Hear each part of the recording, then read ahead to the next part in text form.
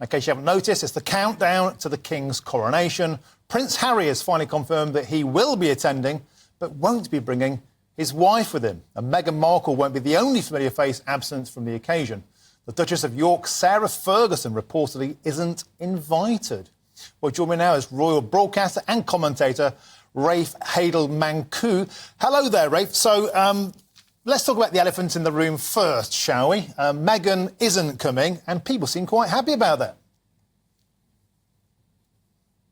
Yes, it seems to be quite a happy settlement now to have Prince Harry at the coronation, which is only right. We know how much the King wanted to have both his sons there in attendance for what is essentially the most important day of his life, and never in history has an adult son not attended his father's coronation. So in that sense, that's very good. And also, yes, you're quite right. Having this, I suppose, having this coronation on the fourth birthday of Archie gave Meghan a convenient excuse not to attend. One wonders what her excuse would have been had the coronation been in June, for example. The public, of course, aren't at all upset that she's chosen not to attend, but I think she's acutely aware of how deeply unpopular she is in this country. And I think the prospect of this otherwise perfect princess, as she wants to appear, the sight of her being booed and heckled when she passed members of the public en route to the coronation, I think that was too much for her to bear. We know she's been keeping a very low profile over the past few months since the release of Spare.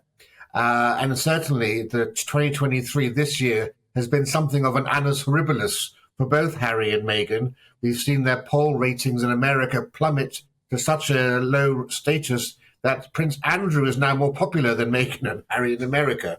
And I don't think they could really countenance any further blows, having been humiliated by South Park and Chris Rock and numerous other late-night talk show hosts. I suppose, Rafe, on the one hand, though, she's damned if she does and she's damned if she doesn't. People will be annoyed if she came, and they're annoyed that she's not coming. But you think, on balance, it was the correct choice to make for her to stay away? I think, I was very happy. I would have been happy if they both stayed away, actually. The whole purpose of the coronation is to celebrate the new king. The king is supposed to be forging a bond between the crown and the people again, a contract. All attention should be on what's not a family occasion. This is a state occasion, the most important ceremonial and constitutional event we have, the first one for 70 years. And just, I would think, the presence of either of them alone will cause enough of a distraction with their photographs competing with photographs of the king and queen on the front pages. But anyway, I think this is a good settlement, and I think she was quite right to not to attend. Although, of course, you could also think in the other way that it would be a wonderful fourth birthday present for Archie to actually be present at the coronation of his grandfather, a grandfather he hasn't really got to know. And now, Rafe, we're hearing details emerging of the lineup for the concert planned, and King Charles will have the great opportunity to go hello to Lionel Richie, won't he? That's right. So a lot of speculation about the concert that will take place at Windsor Castle on May the 7th in front of an audience of 2,000 people who've balloted for tickets. And yes, we have a few names already lined up. We have, as you've mentioned, Lionel Richie, who won't be dancing on the ceiling, I suspect, but he's been chosen. And of course, he in 2019 became Prince Charles, as he then was, Prince Charles's first global ambassador for the Prince's Trust.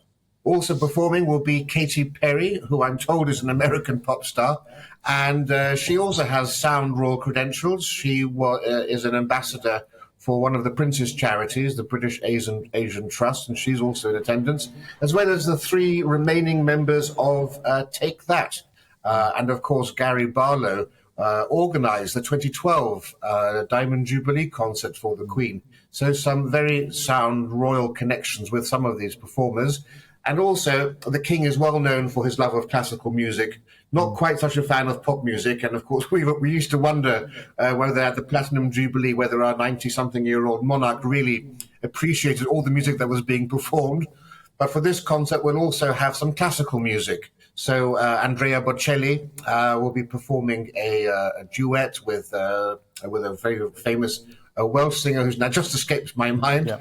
And there'll also be performances from Friar Ridings and some classical soul music from Alexis French. may have news about Bette Midler also coming over. Stay tuned to see whether that will come to fruition. And apparently, Sir Paul McCartney has been approached in terms of being the centrepiece of this performance, but that's as yet unconfirmed. Superb, and thanks for dropping in the kind of dancing on the ceiling pun there for Lionel Richie. Well done. Thank you very much for that. Rafe Hadel-Manku, thank you for joining us on the King's Coronation Update.